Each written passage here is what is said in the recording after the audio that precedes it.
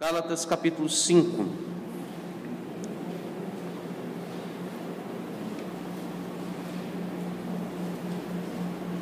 Nós iremos ler apenas os versos de 1 até o 15, que nos é suficiente para a compreensão do que irá ser dito dentro do contexto desses 3 versos aqui, que está exatamente no meio do capítulo 5 de Gálatas. A palavra de Deus, ela nos diz assim: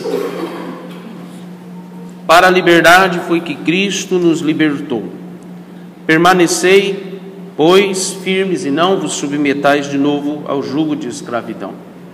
Eu, Paulo, vos digo que se vos deixardes circuncidar, Cristo de nada vos aproveitará. De novo testifico a todo homem que se deixa circuncidar, que está obrigado a guardar toda a lei. De Cristo vos desligastes, vós que procurais justificar-vos na lei, da graça decaístes.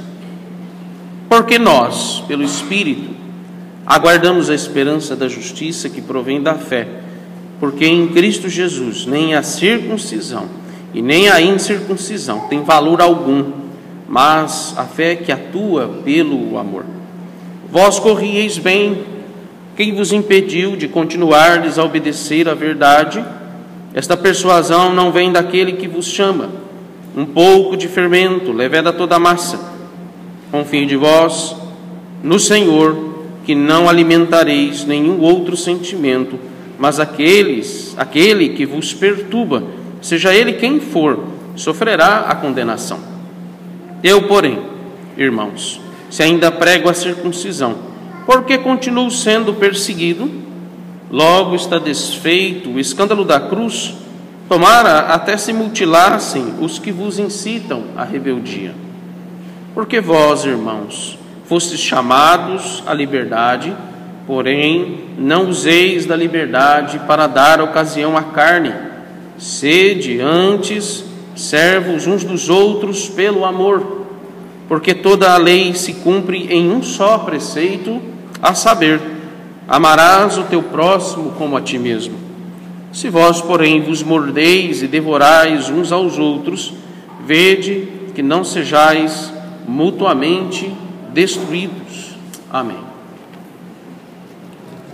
Irmãos, os crentes dos nossos dias, infelizmente, eles não sabem, na essência, o significado da palavra liberdade.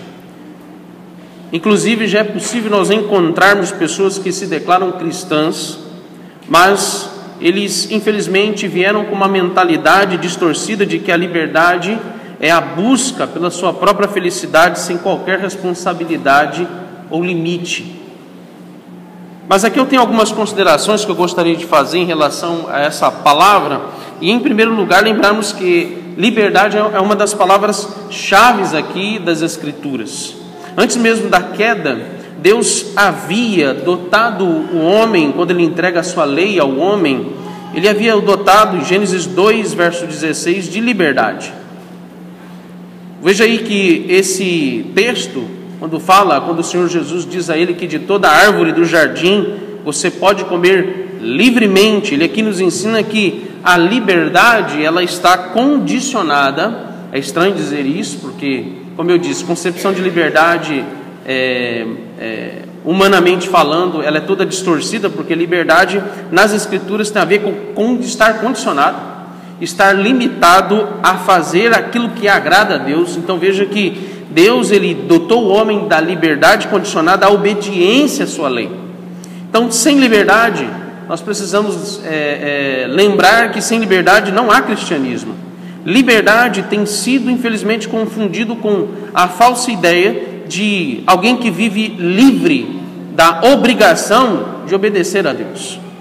Por isso aí que o apóstolo Paulo, ele vai dizer, olhe, por exemplo, o verso 1 do capítulo 5, quando ele diz aí, para a liberdade foi que Cristo nos libertou, ele está iniciando aqui no capítulo 5, simplesmente a sentença de que o resultado da justificação pela fé em Cristo é então vivermos em liberdade. Vivemos em liberdade, eu vou depois aqui mencionar isso, mas vivemos em liberdade tanto dos rudimentos e da maldição da lei, e também, e essencialmente, estarmos livres do poder, do domínio do pecado. Aqui o contexto, quando nós vamos, por exemplo, para o capítulo 5 e vemos a relação do capítulo 5 com os capítulos 3 e 4 aqui de Gálatas, você percebe que os capítulos 3 e 4 eles nos falam que a nossa liberdade ela se deu por meio da obra redentora de Cristo em nos conceder por fé então a justificação. Enquanto que os capítulos 5 e 6 eles nos falam aqui de como Deus ele preserva essa liberdade por meio da operação do Espírito Santo, quando ele então aplica a santificação. Resumindo, os capítulos 4 e 3 ele fala da liberdade em Cristo por meio da justificação, enquanto que os capítulos 5 e 6 ele fala da nossa liberdade pela operação do Espírito Santo na santificação. E nesse sentido é que a gente pode perceber que o capítulo 5 ele está dividido aqui em duas partes gerais sobre a santificação operando para a preservação da nossa liberdade. Primeiro, ele vai nos dizer que nós somos libertos da maldição e dos rudimentos da lei. Os rudimentos da lei, nós já vimos posteriormente, que envolve aqui todos aqueles cerimoniais da antiga aliança que eram exigidos por ordenança divina. Veja, Deus havia dado como ordenança que eles de fato fizessem os sacrifícios, que eles fizessem as festas solenes, que todas aquelas exigências estabelecidas, como por exemplo os regulamentos inclusive de alimentação e de tantas outras coisas que eram estabelecidas, Deus o deu como meio para que eles viessem crer na redenção em Cristo Jesus, que viria de acontecer historicamente. Mas nós precisamos lembrar que a vinda de Cristo nos traz a liberdade desses rudimentos, porque Cristo ele obedeceu e cumpriu cada um daqueles itens dos cerimoniais e também aspectos civis da lei de Deus. Então nós estamos livres disso. Segundo, ele nos lembra aqui que também estamos livres da maldição da lei. Então você percebe, por que eu estou lembrando esses dois pontos? Porque veja, a nossa liberdade, ela nos leva de volta à obediência à lei de Deus. Por isso que há os três aspectos da lei de Deus. Você tem a lei civil, lei cerimonial, e você tem a lei moral. Veja que lá na criação Deus deu a lei natural, ou também chamada de lei moral. Então, após a queda, nós temos aqui as consequências, como também o castigo do pecado, como o próprio texto de Romanos capítulo 6, verso 23, ele nos deixa isso muito claro. Ele vai nos dizer que o salário do pecado é a morte, a maldição da lei envolve a morte. Então, do que nós estamos livres? Do que Cristo nos libertou? Exatamente da morte. Nós não estamos mais sob o jugo dessa maldição. A lei não é mais o nosso carrasco e nos acusar e nos dizer que estamos condenados, porque Cristo, tanto de ter obedecido à lei, ou todos os aspectos da lei, cada item da lei, mas Cristo também se submeteu à maldição da lei. Quando ele morre na cruz em nosso lugar. Se você observar depois, faça isso com calma, analisar no capítulo 3, o verso 13, quando nos deixa claro que Cristo é aquele que é anunciado em Deuteronômio, quando diz que maldito todo aquele que for pendurado no madeiro. E Cristo foi pendurado no madeiro no nosso lugar, para que nós não viéssemos ser contados como malditos, e assim pela graça de Deus nos viesse ser livres da maldição da lei. Agora os versos de 1 a 12, mais especificamente, nós havíamos seguido aqui na exposição o fato de Paulo trazer um apelo aos Gálatas, quando ele diz aqui aos Gálatas para que eles não viessem retroceder à escravidão do legalismo religioso. Legalismo, irmãos, é uma falsa religião que se manifesta dentro da igreja. Legalismo é uma religião que por muitas vezes ela é oculta e extremamente difícil de ser detectada, porque ela se manifesta em primeiro lugar e a longo prazo, eu diria, muitas vezes a longo prazo, sorrateiramente no coração das pessoas que geralmente, não é necessariamente uma regra, mas que geralmente elas aparentam ser muito fervorosas na sua religiosidade. Veja o quanto um tipo de fervor religioso pode enganar muitos crentes e até mesmo enganar a liderança de uma igreja. Muitos acham que o seu engajamento e apreço, por exemplo, pelas formalidades e também pelos rituais do culto e todos os seus aparatos religiosos, mesmo que lícitos e até ensinados nas Escrituras, acabam sendo confundidos com a ideia de seguir fervorosamente o Evangelho de Cristo. O Evangelho de Cristo, antes de mais nada, a gente precisa lembrar que o Evangelho de Cristo ele é baseado essencialmente em promessa, e não em exigências e requisitos cerimoniais. E não confundir Evangelho em ser fervoroso, no seguir o Evangelho, com o fato de você apenas estar seguindo as regras exigidas pelas Escrituras de como cultuar a Deus ou como seguir a sua religiosidade conforme as Escrituras.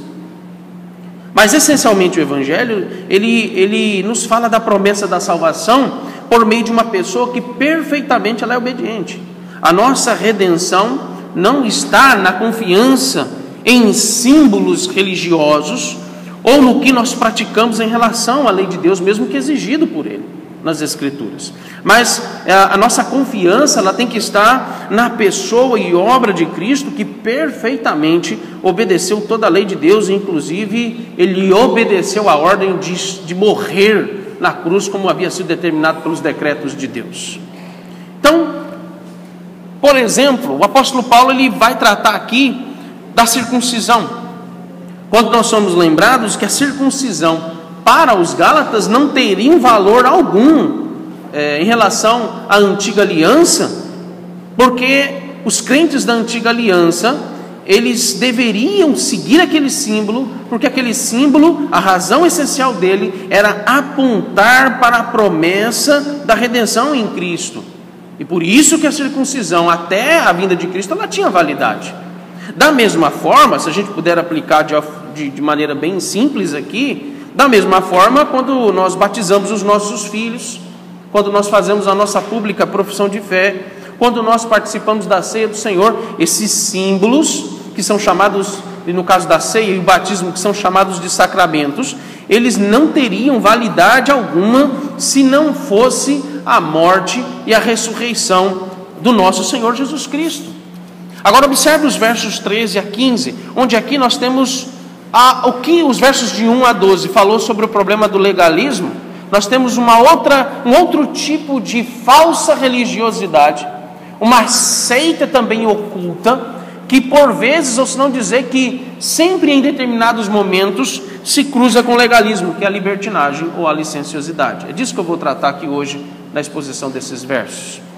Os versos 13 a 15 aqui, o apóstolo Paulo, ele combate um outro extremo que também se torna aqui um tipo de falsa religião no meio cristão, que é a licenciosidade. A libertinagem ou licenciosidade, para irmos direto ao ponto, significa aqui uma entrega a tudo aquilo que é imoral e indecente. O licencioso, irmãos, é uma pessoa sem limites em relação ao padrão de vida que Deus estabeleceu pela sua lei ao homem. Em outras palavras, no seu coração, porque nem sempre isso se manifesta claramente nas suas atitudes, né? Mas no seu coração, ele se acha livre das obrigações morais para com Deus. Licenciosidade é isso, libertinagem também, é exatamente isso. Nos versos 19 ao 21, dê uma olhada por favor, nos versos 19 ao 21, olhe por exemplo o apóstolo Paulo, quando ele vai aqui dizer para os Gálatas, dando aqui essa definição do que é licenciosidade ou libertinagem, quando chama essa licenciosidade e libertinagem de obras da carne. Vamos fazer a leitura desses versos, acompanhe, olha o que ele diz aqui. Ora, as obras da carne são conhecidas e são, você pode até dentro aqui da sequência do verso 19, quando ele diz obras da carne, a gente poderia ler também. Ora, as obras da licenciosidade, ou ele vai chamar depois a partir do verso 16 de concupiscência, obras da carne, agora também de libertinagem, que é um termo mais do nosso contexto.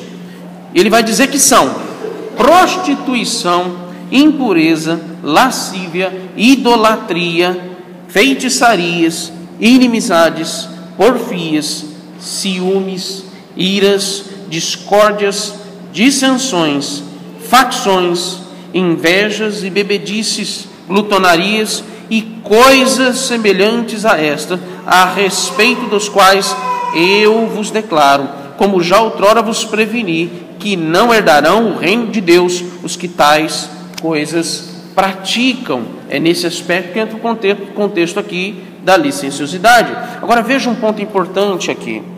Veja que a libertinagem envolve aqui uma pessoa que se diz crente, mas ela sendo licenciosa, ela presa ainda às obras da carne, nem sempre ela vai ter um comportamento imoral ou depravado descaradamente na igreja.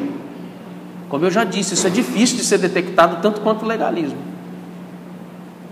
Aqui nesse aspecto nós somos chamados a atenção para o fato de que há muitos libertinos que nem mesmo eles praticam aquilo que descaradamente é considerado devasso, como nós acabamos de ler aqui nos versos 19 e também versos 19 e 20. Elas sempre, em geral, vão ter uma postura, diria que entre aspas, mais conservadora, ou eu diria também convencional à tradição moral de sua igreja ou religião. Elas não vão se mostrar realmente licenciosas, ou devassas, ou imorais, ou idólatras, ou apegadas. Quando Paulo fala de feitiçaria, dentro do contexto dos Gálatas, tem muito a ver com o nosso contexto nos dias de hoje, que é o apego a coisas místicas, que é o apego a sincretismos, está presente dentro da realidade do nosso contexto brasileiro, dentro inclusive do meio evangélico brasileiro, que tem entrado inclusive dentro das nossas igrejas históricas, inclusive a Igreja Presbiteriana do Brasil. Então, nesse contexto, vejam que as pessoas elas vão se portar publicamente convencional à tradição moral da sua igreja ou religião. Contudo, irmãos, elas não têm convicção firme nos preceitos do Evangelho e sempre se veem abaladas, sempre se veem estremecidas, sempre se veem desestruturadas em situações que em pecados como esses aqui mencionados da licenciosidade precisam ser tratados quando eles são manifestos na igreja. Eles não vão ter forças para lidar com esses pecados, para somar forças com a igreja, para que esses pecados sejam expurgados do meio do povo de Deus e a igreja seja purificada, porque essa pessoa do seu coração ela é licenciosa, ela é libertina. Eu diria que há muitos libertinos e licenciosos que amam o calvinismo, que amam o pensamento reformado, adentram a igreja presbiteriana, por exemplo, deslumbrados com a teologia reformada, mas não conhecem o Evangelho, e elas penderão para o legalismo, ou elas vão pender para a licenciosidade ou a libertinagem. Esse é um perigo muito grande que a gente precisa estar atento, porque isso acontece sem muitas vezes nós percebermos. Dentro desse contexto, eu quero lembrá-los também que, em relação a isso, a licenciosidade, irmãos, ela tem como fonte de alimento a consciência dessas pessoas que não fazem, mas elas, como diz Romanos capítulo 1, verso 32, elas consentem o que os outros querem fazer. E aqui eu preciso trazer uma exortação muito séria e extremamente importante para mim e para você, para nós aqui como Igreja de Cristo.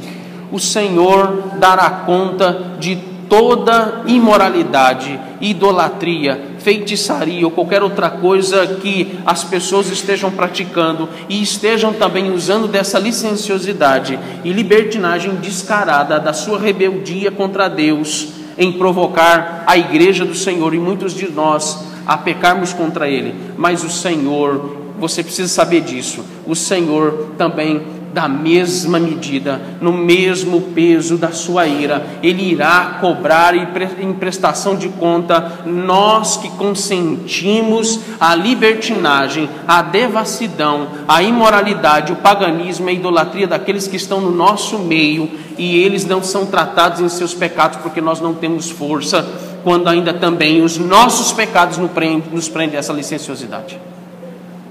Não se esqueça disso. Romanos capítulo 1, eu repito, verso 32, nos deixa isso bem claro. O verso 32 do capítulo 1 de Romanos é a transição para o capítulo 2, quando o apóstolo Paulo vai denunciar essa licenciosidade, essa libertinagem atrelada ao legalismo dos religiosos no capítulo 2. Tudo aqui, irmãos, começa nesse sentido com a desobrigação formalizada e institucionalizada dentro das nossas igrejas em relação a, por exemplo, nós vivemos isso, né, na atual conjuntura, a, por exemplo, desobrigar as pessoas, quando elas desejam ser membros da igreja, de confessarem, subscreverem publicamente, se submeterem publicamente, jurarem, fazerem seus votos. Tipo, vocês tiveram 2 aulas sobre isso na escola dominical, os votos e juramentos, e as desobrigam de se submeterem, de declararem com a sua própria boca a fidelidade à palavra de Deus e à sã doutrina. Isso aqui já é algo muito comum na atual conjuntura. Elas são desobrigadas disso, sendo que a palavra de Deus diz que é obrigatório que elas expressem e publiquem os seus votos e os seus juramentos, especialmente quando a desonestidade do seu coração ela é manifesta e muitas vezes nós não sabemos, seja no exame de candidatos a recebimento de membros ou quando principalmente oficiais são ordenados. Eu diria, irmãos, que isto é mais diabólico do que qualquer outra coisa que possa acontecer de tão grave no meio da igreja. A facilitação de entrada de heresias e libertinagem na igreja é algo que é condenado pela própria Escritura e pelo próprio Deus. O próprio apóstolo Paulo, se você acha que eu estou exagerando no que eu estou dizendo, o próprio apóstolo Paulo, lá em 1 Timóteo, no capítulo 4, verso 1, ele vai dizer que o consentimento, seja do legalismo ou também da libertinagem, nós devemos lembrar que elas devem ser tratadas como doutrinas de demônios, como ensino de espíritos malignos. Eu diria que isso é muito mais grave, muito mais nocivo, corrosivo, do que talvez pecados morais, por mais escandalosos que eles possam manifestar no meio da igreja. Porque pecados, quando se manifestam e eles são tratados, e a igreja, seja para o mal ou para o bem, a igreja é purificada.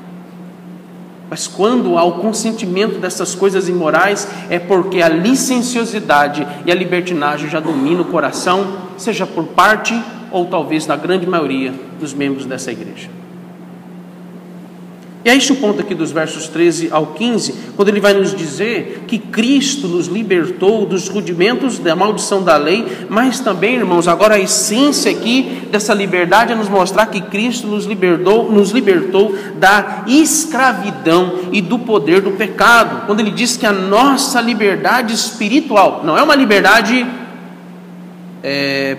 aqui terrena, mas ele está falando de uma liberdade que é espiritual. Essa liberdade espiritual, ela se baseia na santidade de Deus por meio da sua vontade, dos seus preceitos que são morais universais. Se fomos libertos do pecado, a exortação que nos traga aqui, ou diria uma palavra de encorajamento a nós, é que se estamos livres em Cristo, então nós temos condições, nós fomos habilitados para que lutemos contra o pecado e venhamos buscar uma vida, seja esse dia e nos próximos dias, a cada dia mais, uma vida intensa de santificação. Cristo nos habilitou para isso, e se Ele nos habilitou para isso, Ele disse que não nos abandonaria quando Ele prometeu o Espírito Santo, em dizer que o Espírito Santo estaria conosco até a consumação dos séculos, ou seja, até a volta de Cristo. Nós estamos guardados quando a operação do Espírito Santo em nos santificar nos faz estar livres em nossa consciência do domínio. O que é domínio? É aquilo que o coração nos impulsiona a fazer.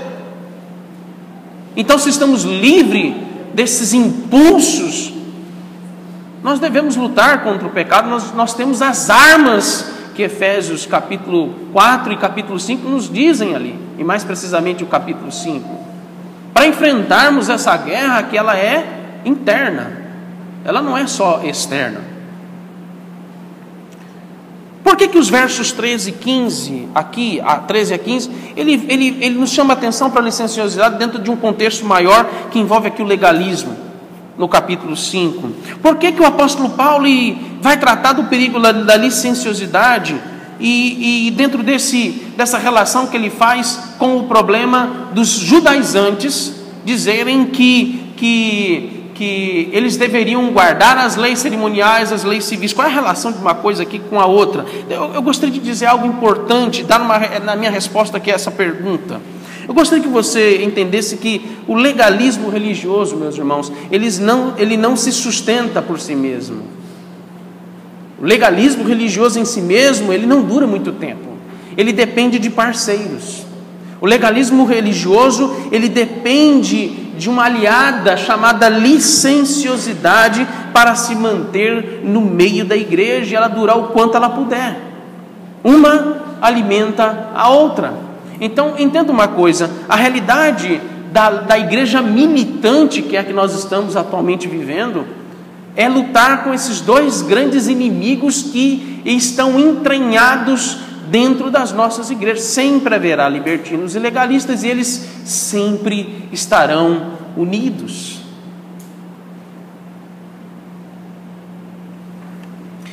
O legalismo religioso, quando eu digo que depende da licenciosidade para se manter na igreja, nós somos aqui lembrados de que a igreja é o lugar propício para que o legalismo ele se manifeste exatamente, irmãos, num coração que já está dominado pelo pecado.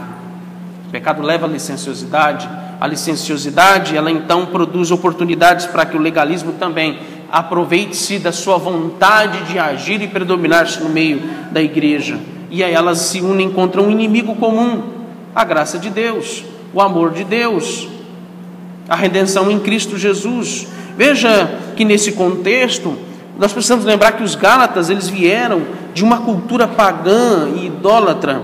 E os judaizantes, olha que interessante aqui essa situação, os judaizantes eles estavam usando elementos religiosos do judaísmo para atrair um falso fervor religioso aos Gálatas, para que eles se sentissem falsamente seguros de uma falsa condição de liberdade. Em outras palavras, o legalismo é a máscara que muitas vezes se usa para esconder a libertinagem, as obras da carne, agindo dentro do coração dos membros da igreja de Cristo.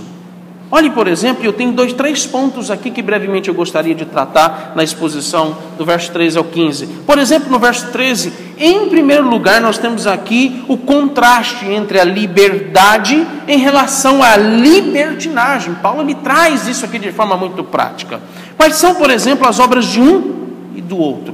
Eu me adiantei até nos versos 19 e 20 dizer isso, mas olhe que o verso 13 ele nos chama a atenção para esses aspectos. Quando ele vai dizer que, por exemplo, as obras que envolvem a ação da liberdade em Cristo, em primeiro lugar, ela não dá ocasião à carne, ela não dá consentimento à carne para atuar a libertinagem, a licenciosidade. Quando Paulo, por exemplo, ele vai dizer no verso 13, onde ele deixa claro no seu apelo aqui, ele diz, olha, não useis da liberdade para dar ocasião à carne. Em outras palavras, ele está dizendo, olha, não usem como desculpas esfarrapadas elementos da graça de Deus, a doutrina da graça, para que vocês justifiquem o coração de vocês dando lugar ao pecado. Não usem como justificativa ou como desculpa a graça de Deus para que vocês se achem no direito de pecar contra Ele e fazer o que vocês bem entenderem. Em outras palavras, essa é a parte inicial aqui do verso 13.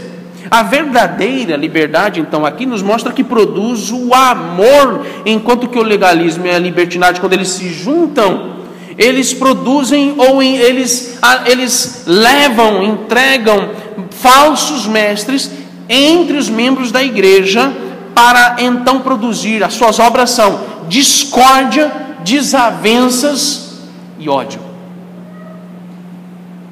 Você vê o contraste? Liberdade é sinônimo de amor. A liberdade nos leva a amar uns aos outros. O aspecto prático é esse. Já já nós vamos ver qual é a relação disso. E por que o apóstolo Paulo diz, olha, não vos dê cuidado, porque senão daqui a pouco vocês vão estar se mordendo e se devorando, e aí vocês correm o risco de se destruírem. Eu não sei se você já viu, eu já vi uma cena na televisão, em um programa de animais, predadores, alguma coisa assim, 2 serpentes se engolindo. 2 serpentes se engolindo. E elas se matam. Quando 2 animais se atacam ferozmente, bestialmente eu digo no sentido de besta, porque é fera descontrolada, há a possibilidade de que os 2 se tornem, porque eles precisam ali, um precisa morrer, o outro precisa vencer. E eles não têm a mesma percepção que nós seres humanos temos de limite quanto à preservação da nossa vida. Nós temos consciência disso. Animais não têm isso, apesar de terem instinto de sobrevivência. E no instinto de sobrevivência entre animais selvagens e ferozes descontrolados, às vezes chega ao ponto dos 2 se matarem. O contexto que Paulo está trazendo aqui, a libertinagem e a licenciosidade, são como 2 serpentes ou 2 feras que não apenas se tragam, mas elas também corroem, destroem, muitas vezes, algumas igrejas.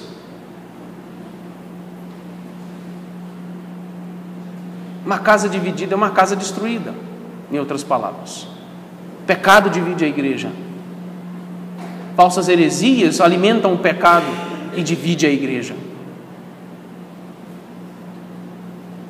Então ele chama atenção para o contraste do amor, como sendo aquilo que alimenta, nutre, encoraja, fortalece a fé daqueles que estão firmes em Cristo Jesus, porque eles estão livres dessas coisas que são alimentadas pelo pecado e pelas heresias. Paulo, irmãos, ele estava aqui sendo acusado. O outro aspecto do contexto aqui do versos 13 ao 15 é que provavelmente ele estava sendo acusado pelos seus oponentes de favorecer o paganismo entre os gálatas, por exatamente ele defender e pregar a doutrina da salvação pela graça como a única condição para que alguém seja salvo dos seus pecados e da morte. E é nesse contexto que, por implicação, os gálatas, por mais que eles estivessem empolgados e até mesmo enfeitiçados ou encantados, como a gente viu no início do capítulo 3, persuadidos, enfeitiçados pela pompa do legalismo religioso dos judaizantes, infelizmente, cedo ou tarde, eles não suportariam o peso de tantas exigências legais e cerimoniais. E sabe o que aconteceria com eles, como acontece com muitos nos nossos dias que se apegam ao legalismo? Eles não suportam o peso do legalismo, não suportam o peso de ter que seguir todas aquelas pompas. Eles acabam por abandonar o legalismo, abandonar também, por implicação, já haviam abandonado a Cristo, e eles voltam de novo aos seus antigos, velhos pecados de imoralidade, idolatria e paganismo. Não sei se você conhece pessoas que estão nessas condições. Eram fervorosos na igreja, talvez até envolvidos com a liderança da igreja, talvez até pessoas que foram ordenadas, seja oficialato, presbiterato ou diaconato, que pregavam a palavra de Deus, subiam aos púlpitos, e de repente elas se tornam legalistas, elas abandonam a Cristo, elas não suportam o legalismo e elas simplesmente não se adequam a igreja nenhuma, nem as que são mais liberais, nem as que são mais conservadoras, e nem as que são inclusive legalistas, não se adequam nem mesmo às suas seitas, e eles voltam de novo àquilo que exatamente o seu coração lhes impulsionou antes mesmo dela entrar na igreja. Elas voltam a sua imoralidade, a escravidão da sua devassidão no coração.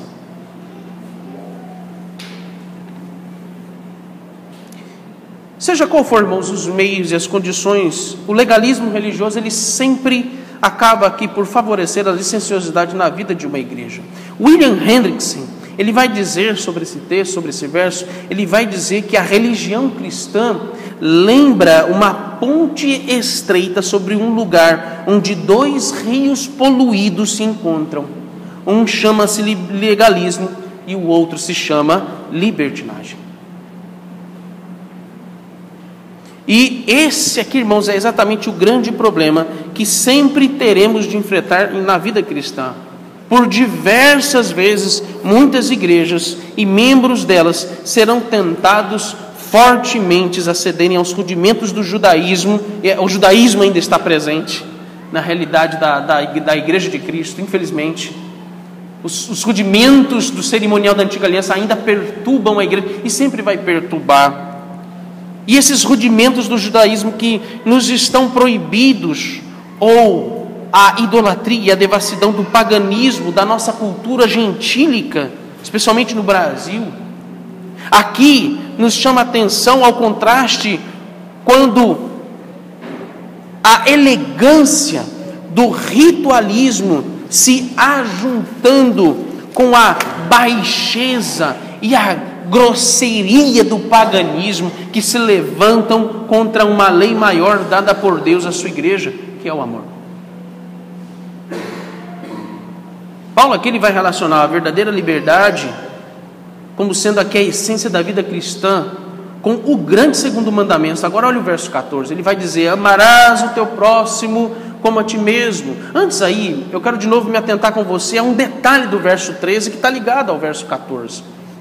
Ele nos lembra aqui no verso 13, quando ele diz: olha, antes, se você não deve dar lugar às obras da carne ou dar lugar à licenciosidade, antes sedes servos uns dos outros pelo amor.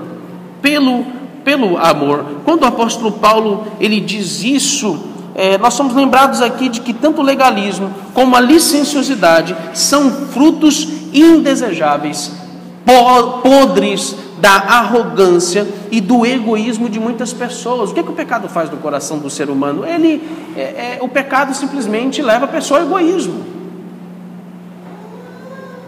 E para alimentar o egoísmo, ela se mantém com a sua cerviz dura contra Deus e contra a palavra de Deus.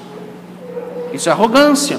E é nesse sentido aqui, meus irmãos, que ambos vão sempre contra a lei do amor ao próximo. O legalismo, ele se mascara por meio de uma falsa moralidade para esconder os seus pecados, enquanto que a licenciosidade, ela justifica o pecado descaradamente, sem qualquer pudor. E qual é o argumento deles? Eles falam também de amor, principalmente os licenciosos, quando eles dizem: para que disciplinar? Para que excluir da igreja? Isso não é amor. Nós temos que trazer as pessoas para, se ela está faltando, vamos cuidar delas. Para que disciplinar? Para que excluir? Se elas soubessem que disciplina e exclusão é o mais intenso amor de Deus pelos eleitos quando eles estão faltosos. Se eles soubessem disso. Meu irmão, se você soubesse disso. Minha irmã, se por acaso o seu pecado tem alimentado o seu egoísmo e a sua arrogância. Se você pudesse ter isso no seu coração.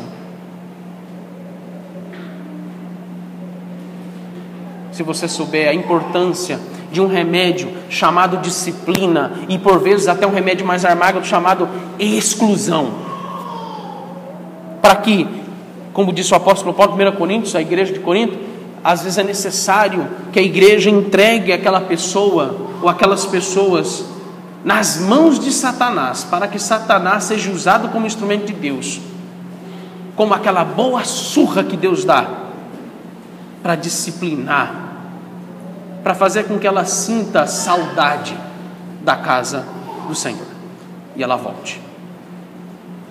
Se eles soubessem disso. Olha, por exemplo, a resposta que o apóstolo Paulo dá ao legalismo e à licenciosidade. É uma resposta muito dura. Vá para Romanos capítulo 2. Romanos capítulo 2. Os outros dois pontos, o segundo e o terceiro, eu deixarei para domingo que vem, e eu fico aqui por enquanto no primeiro ponto, e a gente encerra aqui. Mas olha o que o apóstolo Paulo diz. Vamos começar apenas com o verso 1. Depois nós vamos para o verso 24 e também o verso 25. A resposta dura que o apóstolo Paulo dá, ou eu diria que o Senhor Jesus nos dá, denunciando aqueles que se alimentam do legalismo para manter o egoísmo e a arrogância no seu coração e alimentar os seus pecados e não se arrependerem deles. Ele diz: portanto és indesculpável, ó homem, quando julgas quem quer que sejas, porque no que julgas a outro, a ti mesmo te condena, pois praticas as próprias coisas que condena. O legalismo sendo usado no meio da igreja para confundir o que é legitimamente, o que é verdadeiramente, genuinamente a obediência à lei de Deus, para mascarar o pecado que está no coração, porque ele não quer abrir mão do seu pecado. E ele continua no versos 24 e 25: pois, como está escrito, o nome de Deus é blasfemado entre os gentios por vossa causa, porque a circuncisão tem valor se praticares a lei, ou seja, se vocês obedecerem toda a lei como Jesus obedeceu. Se és, porém, transgressor da lei, a tua circuncisão já se tornou incircuncisão. Em outras palavras, ele está dizendo, e eu encerro com essa exortação: você pode estar dentro da igreja, você foi batizado, você experimenta dos privilégios da salvação, você desfruta das bênçãos e dos benefícios que Deus manifesta graciosamente pelo seu Espírito no meio do povo de Deus. Você talvez esteja hoje desfrutando de um fervor religioso que tem lhe empolgado, que tem até lhe emocionado, porque você tem tido, eu diria que é um privilégio tenebroso, um privilégio vingativo de Deus, quando Ele lhe dá esse privilégio, para que você tenha mais conhecimento da verdade. Mas você não recebeu a verdade não está no seu coração, a verdade ainda não te libertou, porque você está preso às obras da carne, os seus pecados têm lhe feito mais e mais usar as doutrinas da palavra de Deus, usar até mesmo as doutrinas da graça, usar até mesmo a doutrina da justificação pela fé, usar até aquelas coisas que são boas, lícitas da palavra de Deus, para você alimentar o legalismo como a máscara que você usa para disfarçar o monstro que realmente está dentro de você por causa do pecado que você não abandona. De que vale tudo isso? Como o apóstolo Paulo disse, a tua circuncisão, os teus ritos, o teu fervor religioso não valem de nada, porque você, no final das contas, no seu coração é um incircunciso. A circuncisão, ela tem relação com exatamente a morte de cruz do nosso Redentor. Quando o apóstolo Paulo, em um outro contexto, em uma outra carta, ele vai dizer que a nossa circuncisão se deu quando Cristo, o sangue dele foi derramado. Ali nós temos a circuncisão de todos os eleitos de Deus, no sangue de Cristo derramado. E a única coisa que eu posso lhe dizer é que a única forma do seu batismo, ou de qualquer outra coisa que a palavra de Deus nos diz que nós temos que obedecer, seja no princípio regulador do culto, seja na sua vida e no seu fervor religioso, só terá alguma validade se o sangue de Cristo te livrar dos rudimentos da lei que lhe prende, te livrar da maldição da lei que lhe acusa e lhe condena à morte, e te livrar e te libertar da escravidão e do poder do pecado. Você é um circunciso pelo sangue de Cristo? Ou o seu coração ainda não foi sangrado como Cristo sangrou na morte de cruz para que você seja purificado dos seus pecados? Amém.